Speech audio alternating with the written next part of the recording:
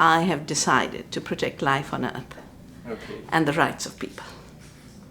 And life on Earth is biodiversity, life on Earth is seed, that is why seed protection.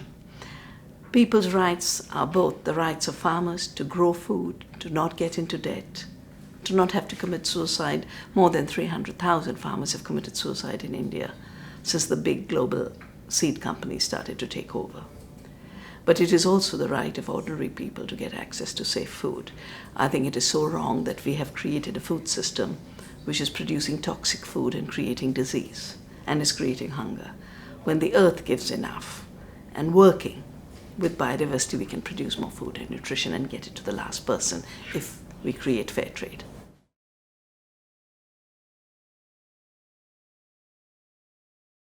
I had grown up in the forests. My father was a forest conservator, so I became a volunteer. So during the year I would study quantum theory. Every vacation I'd run back home and join the women in protecting our forests. And that, in fact, gave me a worldview of interconnectedness, both from the teachings of women who'd never been to university, as well as a PhD in the foundations of quantum theory. As a result of this joint learning, I started to get invited to do environmental studies.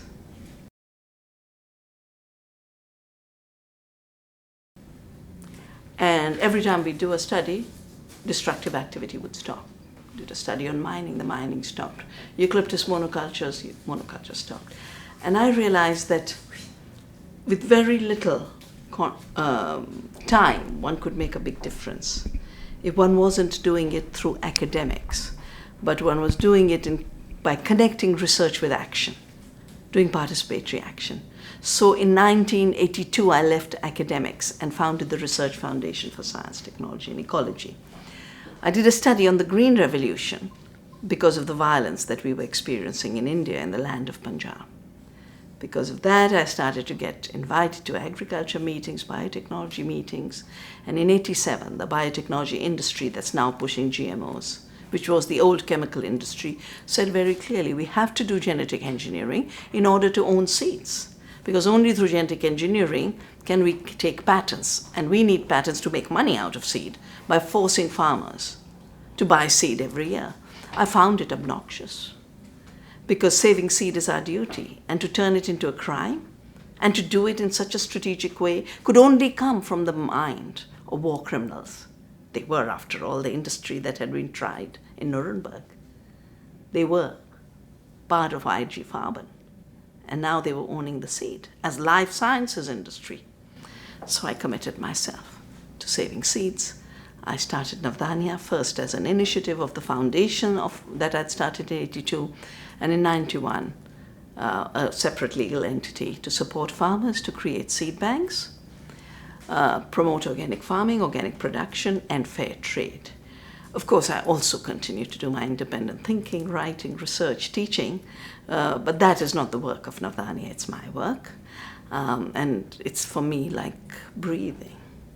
I have to speak the truth. I think the first feeling is, of course, the satisfaction that comes from taking the right action, working with your conscience. Because there is no comfort deeper than doing the right thing, not violating the earth and her limits, not violating other people's rights, not violating your own integrity. And the second feeling it gives is that you can live with very little. Simplicity, in fact, is a very rich way to satisfaction. Well, what made me realize that one could make a difference, starting to take the right actions, that you could be the change you wanted to see, as Gandhi had said, is when I started to save seeds and promote organic farming. Because then I realized that saving one seed means saving thousands of seeds. Saving one farmer means saving thousands of farmers, because there is a multiplicity built into the seed and into the right action. The second thing I realized was You might begin with a small action like saving seed, but it has huge repercussions. Saving the right seed means you save yourself from climate disturbance, and in fact, you don't contribute to climate chaos. Saving seeds means you can build up the soil, and you become creators of fertile soil. Saving seeds means you give food to the bees and butterflies. We have 6 times more pollinators on Navdania's organic farm than in the forest. We have created a habitat for pollinators. And the soil organisms that had been thought to be extinct, aren't to be found in the chemical soils, are now coming back. And saving the seed, I realized that in the seed is the web of life. And taking small actions can lead to huge repercussions in the web of life.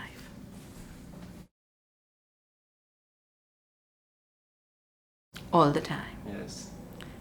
This work does not come easy.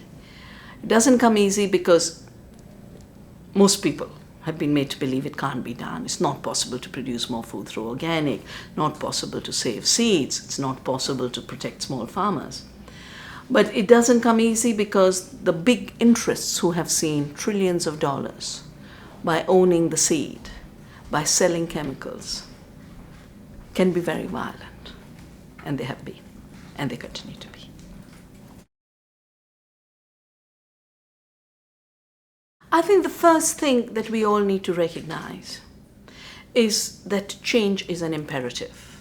We can either change into total destruction and total collapse as mute witnesses of a project driven by greed, or we can consciously move into a transition where we protect the earth and increase our well-being and share more equitably the beautiful gifts the earth has given us. You know, standard of living is based on certain patterns of consumption. Well-being is based on really living happily with much less. Standards of living were part of a consumerist, non-sustainable system that is dying. It's on the verge of collapse. It's on the verge of collapse because of planetary limits. It's on the verge of collapse because it's pushing societies to such deep inequality that they are collapsing. And it's on the verge of collapse because so many people don't have the buying power to participate in consumerism. So we need a shift to well-being. And interestingly, wealth originally meant well-being. So we have to live in the right way, and living in the right way doesn't mean destroying the planet. In fact, the only way to live in the right way is to protect the planet and her resources, her water, her soil, her biodiversity, her climate. What I have learned in 40 years of struggle in service of the earth and service of communities is, the first is, you cannot afford to think through your ego. You have to think through egolessness. It has to be a spirit of service. Then you last. Ego burns you out. Second is, in the world of greed, there's competition. In the world of solidarity, there must be cooperation. We can't work in silos anymore. The time has passed where we could be savers of whales or savers of trees or savers of birds, and that's it. We have to recognize that we all have to be savers of life on earth. And we have to connect our work to each other. And the third very, very important part is, in the face of brutal power and unjust power and violent power, keep turning to your conscience, keep turning to your heart, keep turning to your inner intelligence to be your guide.